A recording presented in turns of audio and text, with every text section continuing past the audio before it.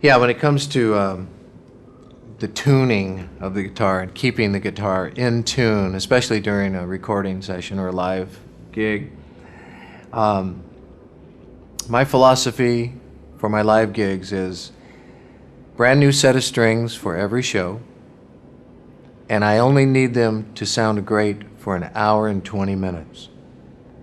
So I stretch the strings so that they will not slip and go out of tune.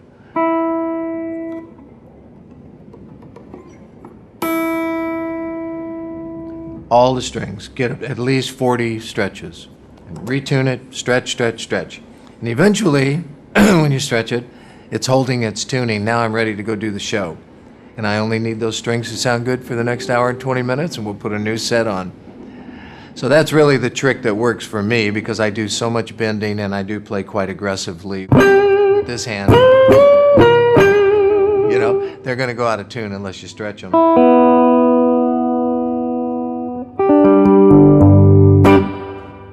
I still kind of tune old school, use a tuner, and if I'm on stage, I have my tuner right there. It's the Korg tuner, which is very accurate, the digital one. And no, I don't compromise the tuning to make up for the imperfections of the guitar. I found it over the years, it's close enough. Our ears say it's good. When I was 14 years old, that was the first time I heard Joe Pass on the radio playing guitar.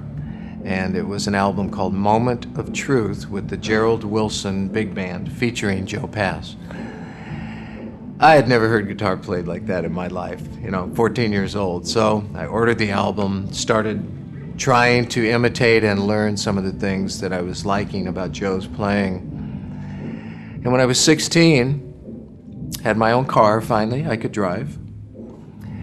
And I actually got Joe Pass's phone number out of the Union book and called him, because somebody had told me that they thought he gave guitar lessons when he was in town. So I called him and he said, sure, here's my address, let's get together on such and such a day, bring your guitar and you can have a lesson.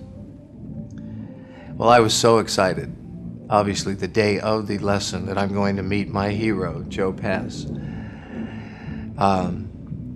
So I get to his little apartment. He lived down at the beach in Southern California.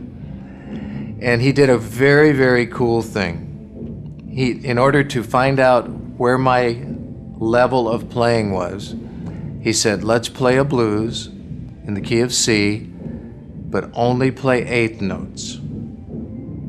That means no hot licks. Eighth notes are 1, 2, 3, 4, 1 and 2. Only eighth notes, no licks, no nothing. And he knows exactly after 2 choruses where you're at harmonically.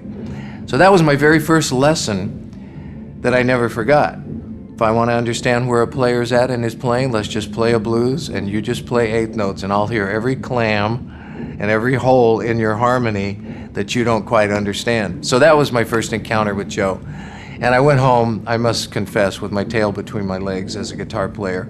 I wasn't ready for half of the stuff that Joe I wanted him to show me, but I wasn't ready for it yet.